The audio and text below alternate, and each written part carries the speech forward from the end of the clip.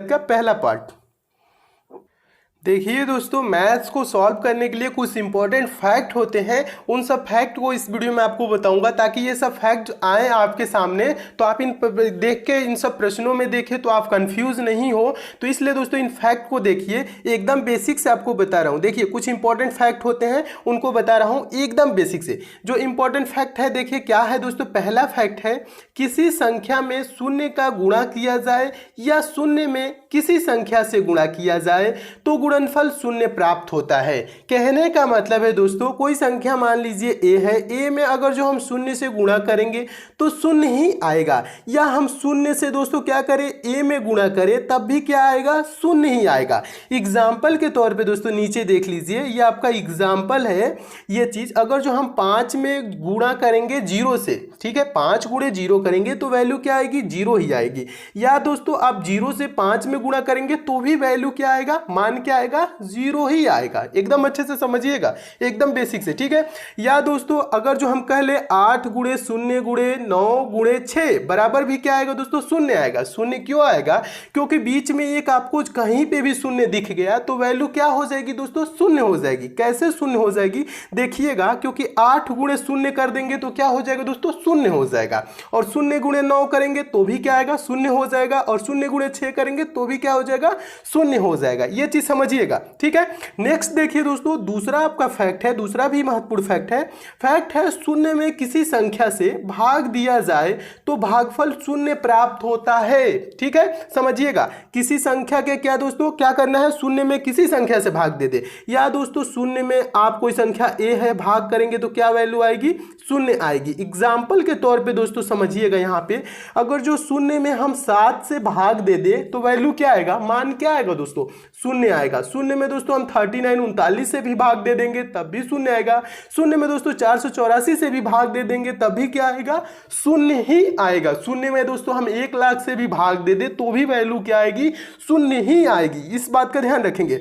जो नेक्स्ट दोस्तों फैक्ट है, तीसरा मोस्ट इंपॉर्टेंट दोस्तों ये फैक्ट है, तीसरा फैक्ट है दोस्तों, इसे समझिएगा।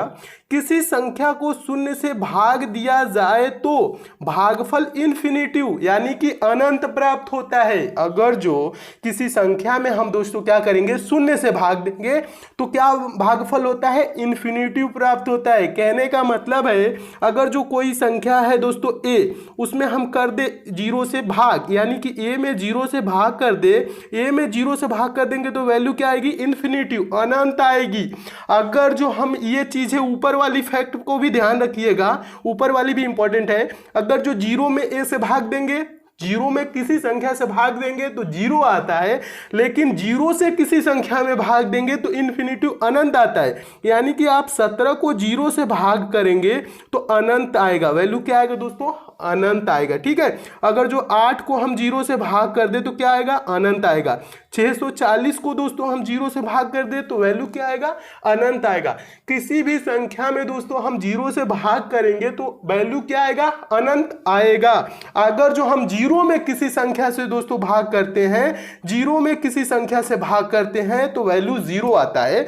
लेकिन अगर जो 0 से किसी संख्या में भाग करते हैं a/0 तो क्या आता है दोस्तों, इन्फिनिटिव आता है। इन दोनों फैक्ट को दोस्तों याद रखिएगा, क्योंकि मैथ के प्रश्नों में ये अक्सर आते हैं। ठीक है, नेक्स्ट देखिए दोस्तों, अगला आपका फैक्ट है चौथा फैक्ट। चौथा फैक्ट है दोस्तों, किसी संख्या की घात शून्य होने पर उसका मान 1 होता है। किसी संख्या की घात शून्य होने पर उसका मान 1 होता है। कहने का मतलब है अगर जो a का पावर 0 कर दे तो वैल्यू क्या आएगा दोस्तों, 1 आएगा। ये मैथ में पूछा जाता है, आगे आप क्वेश्चन सॉल्व करेंगे ना, आपको समझाएंगे तो उसमें भी ये सब चीजें देखने को मिलेंगी। अगर जो दोस्तों a का पावर 0 है तो उसका वैल्यू क्या हो जाएगा, 1। एग्जाम्पल के तौर पर दोस्तों समझिएगा, 17 का पावर 0 है तो इसका वैल्यू क्या हो जाएगा, 1 हो जाएगा। 5 का पावर दोस्तों 0 है तो इसका वैल्यू क्या हो जाएगा, 1 हो जाएगा। 385 का पावर दोस्तों 0 है तो इसका वैल्यू क्या हो जाएगा, 1 हो जाएगा। या 1 लाख का पावर भी दोस्तों 0 है, किसी भी संख्या का पावर दोस्तों मान लीजिए 0 है तो वैल्यू क्या होगा, 1 ही होगा। ये बहुत ही इंपॉर्टेंट फैक्ट है, इसे भी याद रखिएगा। नेक्स्ट दोस्तों इंपॉर्टेंट फैक्ट है दोस्तों, ये सब इंपॉर्टेंट जितने भी फैक्ट हैं जो आपको नहीं आते हैं इसको आप याद रखिएगा, नोट कर लीजिएगा कॉपी पेन पे, ठीक है। खूब अच्छे से नोट करते चलिए ताकि आपको फिर से कभी जरूरत पड़े तो आप रिवीजन कर ले, ठीक है। अगला देखिए दोस्तों, पांचवा जो फैक्ट है किसी संख्या को स्वयं से भाग देने पर भागफल 1 प्राप्त होता है। किसी संख्या को स्वयं से भाग देने पर भागफल 1 प्राप्त होता है। कहने का मतलब है a बाई ए बराबर 1, यानी कि a बाई ए बराबर 1। कहने का मतलब है a से a कितने बार में कटेगा, एक ही बार में न कटेगा, तो एक ही वैल्यू आएगी। एग्जाम्पल के तौर पे समझिएगा दोस्तों, अगर जो हम 17 को 17 से भाग कर दें, 17 को 17 से भाग करेंगे तो वैल्यू क्या आएगी, एक ही आएगी। कैसे आएगी दोस्तों, क्योंकि 17 से 17 एक बार में कैंसिल हो जाएगा। 25 को 25 से भाग करेंगे तो वैल्यू 1 आएगी, 25 एकम 25 होता है। अगर जो दोस्तों हम 0 को 0 से भाग कर दें तो इसकी वैल्यू क्या आती है, नॉट डिफाइन। इसको हम डिफाइन नहीं कर सकते हैं, ये इंपॉर्टेंट है, इस बात का ध्यान रखेंगे। 17 को 17 से भाग करेंगे तो एक ही आएगा, 25 को 25 से भाग करेंगे तो एक ही आएगा। तो ये 0 से 0 एक बार में नहीं जाएगा, ऐसे नहीं होता है। इसकी वैल्यू क्या आती है दोस्तों, नॉट डिफाइन आती है, इसको हम डिफाइन नहीं कर सकते हैं, ठीक है। नेक्स्ट चीज देखिए दोस्तों, जोड़ और घटाना। देखिए एकदम 0 से स्टार्ट कर रहा हूं ना, अब आपको समझा रहा हूं जोड़ घटाना के कुछ रूल होते हैं, इंपॉर्टेंट जितने भी रूल होते हैं वो चीजें समझिए। देखिए जोड़ और घटाना, एडिशन एंड सब्ट्रैक्शन। देखिए पहला जो इसमें फैक्ट है, धनात्मक संख्याएं सदैव आपस में जुड़ती हैं और चिन्ह प्लस का लगता है। धनात्मक संख्याएं क्या होती हैं, आपस में जुड़ती हैं और चिन्ह प्लस का लगता है। 2 + 3 करेंगे तो क्या आ जाएगा दोस्तों, 5 आएगा। और ये धनात्मक संख्याएं हैं, +2 है या +3 है और इसकी वैल्यू क्या आ गई, +5। धनात्मक संख्या क्या हो गई, आपस में दोनों जुड़ जाएंगी और चिन्ह किसका आ जाएगा, प्लस का आ जाएगा। नोट देख लीजिए, एक छोटा सा नोट है, इसे भी समझ लीजिए। किसी संख्या के पहले कोई भी चिन्ह ना हो तो धन यानी कि प्लस माना जाता है। देखिए अगर जो हम कह दे दोस्तों 2 + 3 बराबर क्या होता है, 5 होता है। इस 2 के पहले दोस्तों कोई चिन्ह है नहीं है ना, तो यहाँ क्या माना जाता है, प्लस माना जाता है, अंडरस्टूड रहता है, इसे आपको समझना है, ठीक है। और 5 के पहले कोई चिन्ह है नहीं है, तो इसके पहले भी क्या माना जाता है, प्लस ही माना जाएगा।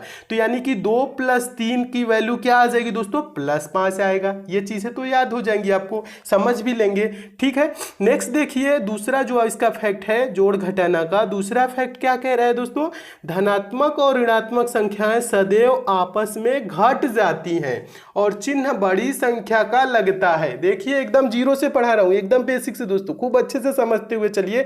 ये सब चीजें आपको कोई पढ़ाता नहीं है, लेकिन मैं इसलिए आपको समझा देता हूं कि आप एकदम भी कमजोर हैं तो एकदम बेसिक से समझ लेंगे, तो इन सब चीजें आगे जाके आपको प्रॉब्लम नहीं करेंगी, ठीक है।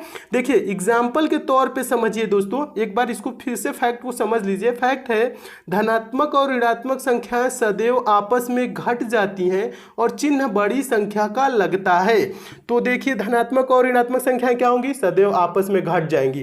कहने का मतलब है दोस्तों +5 और -7 क्या होगा दोस्तों, बड़ी संख्या में से हम छोटी संख्या को घटा लेंगे। 7 में से 5 को घटाएंगे तो क्या हो जाएगा, 2 आएगा।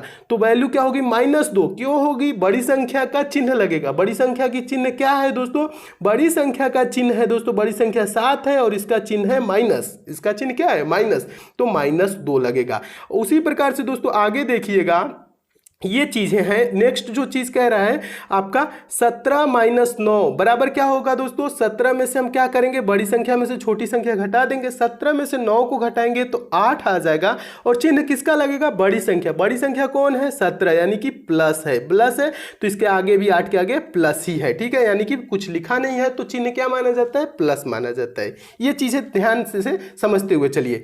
नेक्स्ट है दोस्तों, अगर हम कह लें -9 और +17 तो इसमें भी क्या होगा दोस्तों, बड़ी संख्या में से छोटी संख्या घट जाएगा। 17 में से हम 9 को घटा लेंगे तो क्या हो जाएगा, 8 हो जाएगा और चिन्ह इसके सामने कौन लगेगा, बड़ी संख्या। बड़ी संख्या यानी कि 17 के आगे क्या है, प्लस है ना, तो यहाँ पे +8 है, ठीक है। इसके आगे कोई चिन्ह नहीं है तो मतलब प्लस है।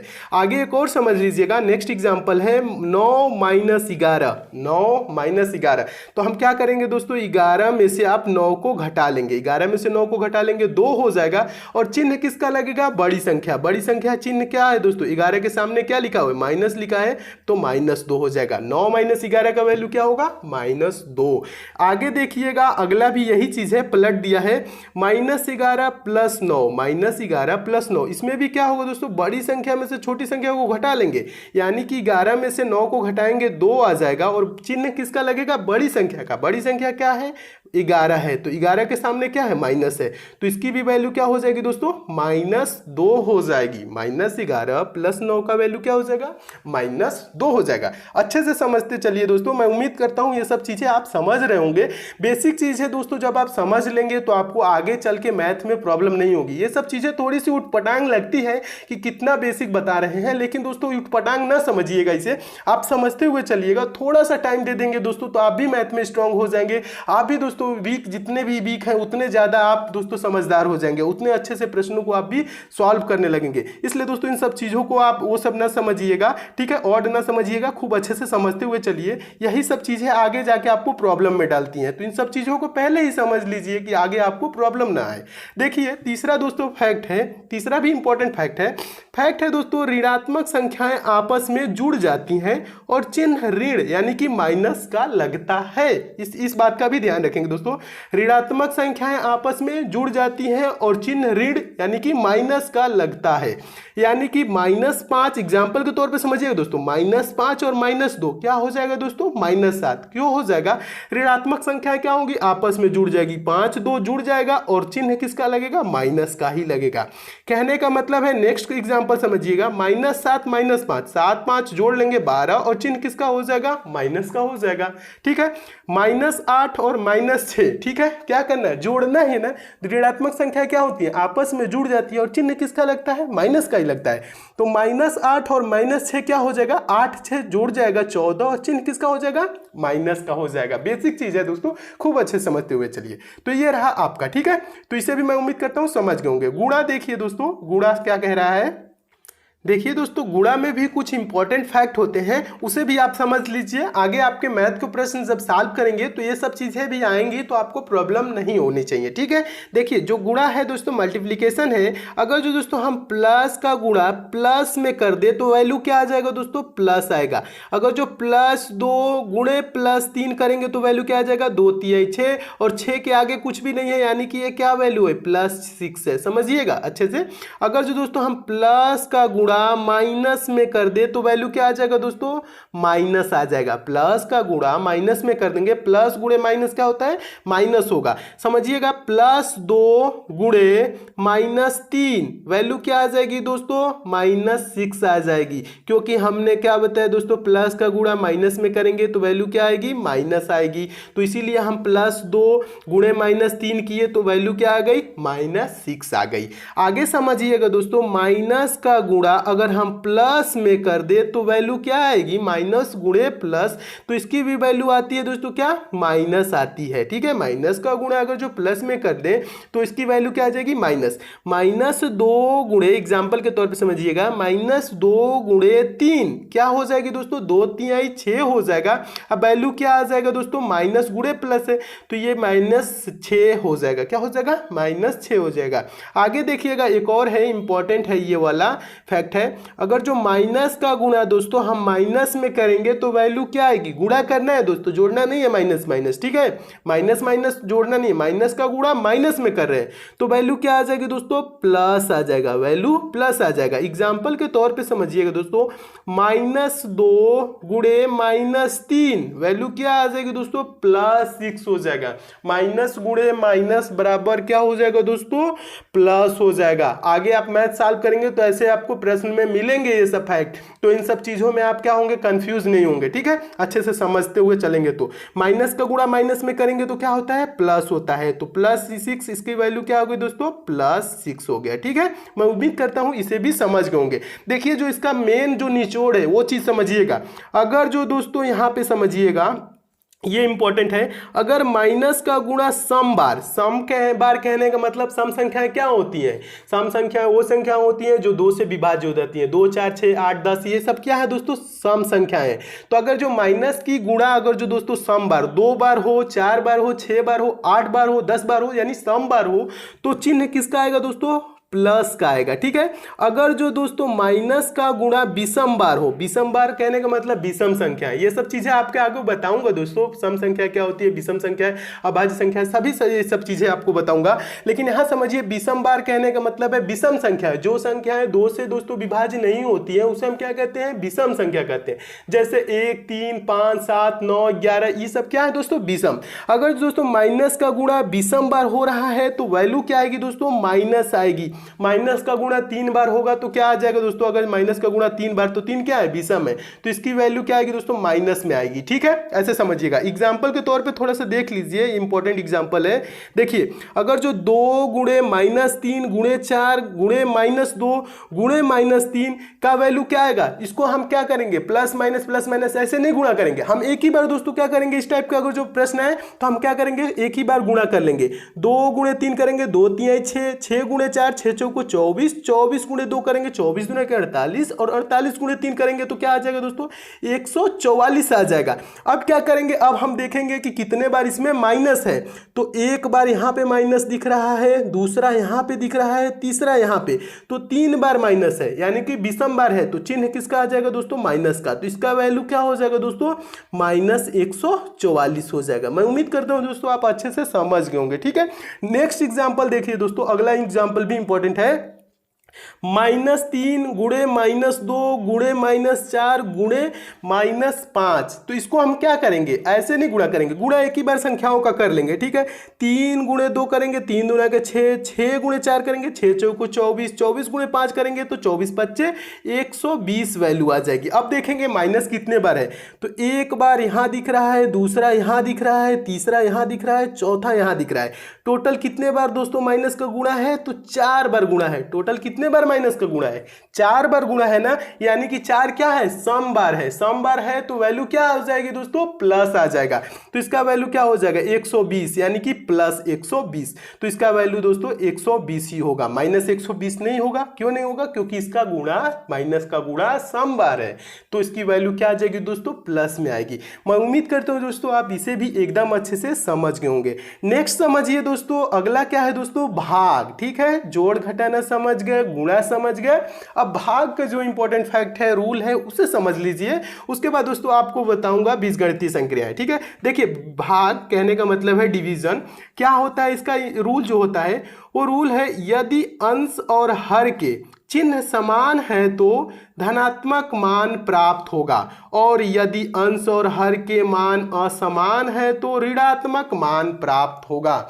समझिएगा दोस्तों एक बार और अच्छे से, यहाँ पे अभी एग्जाम्पल के रूप में समझा रहा हूं। यदि अंश और हर के चिन्ह समान, समान का मतलब प्लस प्लस माइनस माइनस कुछ भी हो दोस्तों, तो मान क्या होगा, धनात्मक प्राप्त होगा। और यदि अंश और हर के मान असमान, असमान कहने का मतलब ऊपर प्लस हो नीचे माइनस हो, या नीचे नीचे दोस्तों माइनस हो ऊपर प्लस, या ऊपर माइनस नीचे प्लस, ऐसे दोस्तों हो तो उसे असमान कहेंगे, तो उसका मान क्या होगा दोस्तों, ऋणात्मक प्राप्त होगा। समझिएगा यहाँ पे एग्जाम्पल के तौर पे ये चीजें, अगर जो प्लस बटा प्लस हो तो मान क्या होगा दोस्तों, प्लस ही होगा। कहने का मतलब है 6/2, यानी कि +6/+2 है तो वैल्यू क्या आ जाएगी, प्लस में आएगी 3, 2 3 6, यानी कि वैल्यू क्या आएगी दोस्तों, +3 आएगा। ठीक है, इसे अच्छे से समझिएगा।